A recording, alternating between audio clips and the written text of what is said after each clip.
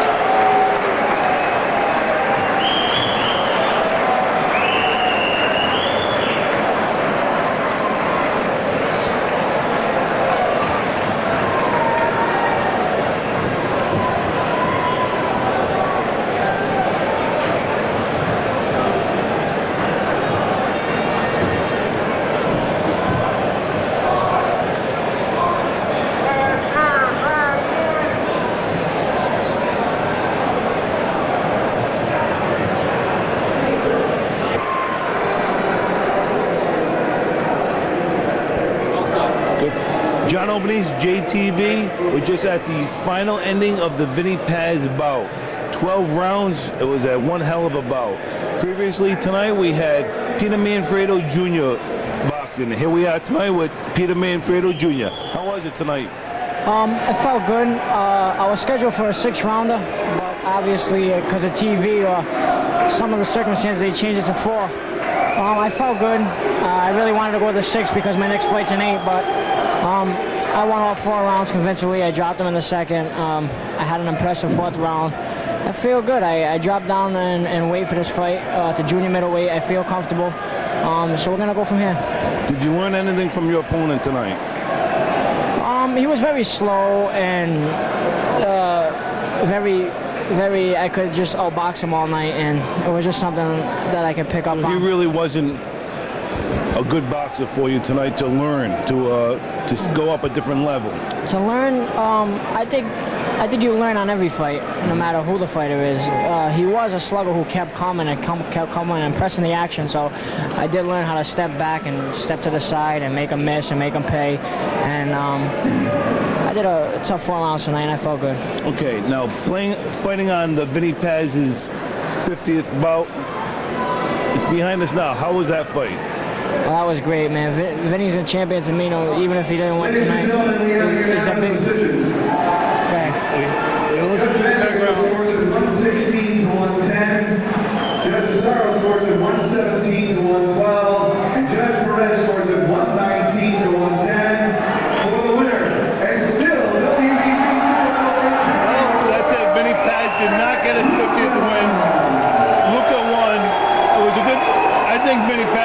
champion anyway.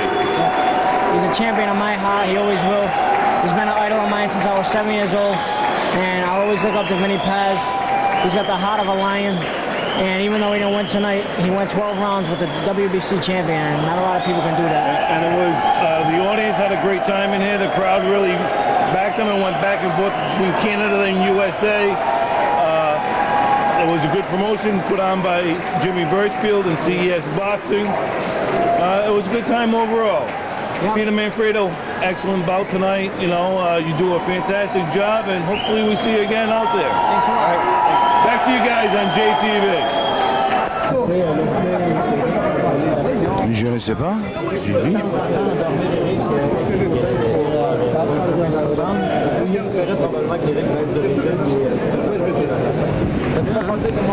Champion, congratulations. Thank you. How was everything tonight? It was a good fight, good tough fight, but I'm very happy. I'm fighting well, and VinnyPaz fighting well too. He's very intelligent. A guy, he fight like a guy with much experience, and he's very good. Okay, do you see a rematch after this, or? I don't need a rematch. I prove I'm the best, and that's it. Okay, well, you did a fantastic job tonight. Thank you very much. Thank you. Congratulations. What else am I supposed to say? No, excellent. Hi, Ed Zolkas here, and you're watching JTV. We're here at Foxwoods Resort with Kevin Rooney. Mr. Rooney, how are you doing this evening? I'm okay. You know, I'm a little disappointed. Yeah. What do you think about Vinny's performance this evening? Well, I thought Vinny put up a magnificent performance. I mean, he was in there. He was in the fight. You know, it's the same routine with Vinny. We know he's going to cut, Right. and he cut. But I was just a little shocked by the scoring. Right. That the judges had it so one-sided, because I've had people come up to me. My son scored the fight. He had Vinny winning 106 to 103. I had two other guys come up to me and say they had the fight 7-5. It could have went either way. Right. I thought a lot of the rounds were. I thought Vinny definitely won at least 5 rounds. And then in my mind there was like 2 to 4 rounds. Like, so I say 3 rounds that were like even rounds. So it could have went either way. Right. So let's just say if a judge knew what he was doing, if he gave the other 3 to Vinny, now he's winning 8 to what? 8 to 4. But so that's that's boxing. But I thought Vinny, the fact he's 39, he went in there. We fought a counter punch, and I knew that coming in. I knew that Lucas was going to be very tough, because he is strictly a counter puncher. Right. He doesn't lead. He just waits for you to make a mistake, and he has a pretty decent defense, and he's good at what he does. Yeah. What did Vinny do to prepare for tonight's fight? And what was his training regimen like? Oh, he worked hard. Vinny always works hard. does. Running, gym work, sparring. He was sparring, 3 to 4 times a week. Sparring with different guys that fought like Lucas, but not exactly Lucas. Right. And I mean, Yeah. I think Vinny could have got the fight. He should have got the fight. But I mean, the judges, they said, we don't want no judges from Canada or United States. So they brought in these judges from Belgium, France. Well, guess what? Lucas is French. Right. So, and the scoring tells you, they were all in favor of Lucas. So, that's, you take the good with the bad. Vinny has nothing to be ashamed of. He's been a warrior. Absolutely, yeah. If he retires, that would be great. Knowing Vinny, he wants that 50 win, so he'll probably end up fighting 6 months down the road, maybe in Rhodes on Pawtucket again, or maybe back here. Well, yeah. What is in the future for Vinny? What do you foresee for him? You think another? Well, Vinny's 39. I love him. He's more like a brother to me than a coach, trainer, fighter. I'd be happy if he retired. Because he is 39 and he does bleed, and I don't like that. He's a real warrior. He gives it his all. But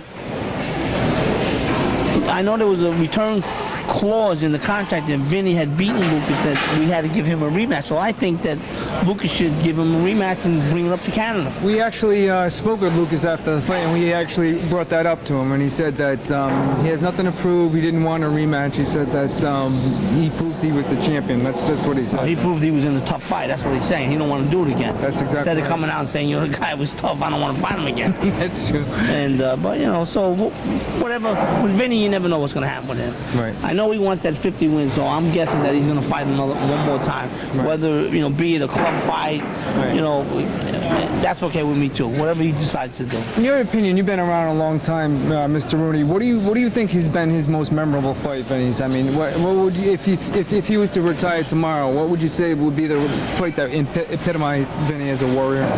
Well, I wasn't with him then, but I believe I remember watching the fight on TV or the highlights on TV. I was fighting back then when he fought Joe Frazier Jr. and he packed the Providence Civic Center. Yeah, and he knocked him out. For me, just looking at his career, I would say that would be like probably the #1 highlight. The first time that he beat Greg Hogan for the lightweight title in his hometown in front of a packed house at the Civic Center. Then I would have to jump to when he beat Gilbert DeLay, and I was with him then. And that's when he won the WBA junior middleweight title, and he beat an undefeated fighter from France. And that undefeated fighter from France got $150,000, and Vinny got $25,000. And Gilbert DeLay was so cocky that he didn't come in until a week before the fight, and he took an ass kicking. That was a very, and then the broken neck and everything, all that coming back, and that's a story that's never been told. And hopefully, some Hollywood writer will write the story. I mean, you turn around, you're seeing all kinds of life stories about, crazy stuff. And and here's a sports story, and I don't know. I guess either you love Vinny or you want nothing to do with him, I guess, is what it comes down to. Is there any truth to the rumor that he is thinking about a Hollywood career? Or is because he got a little taste of it, and I know, I've been in a couple of movies myself, and it's like a little bite there. You know what I mean? Yeah, absolutely. Like me personally, I'm like, if someone, I never went out, I didn't say, well, I'm gonna get an agent now.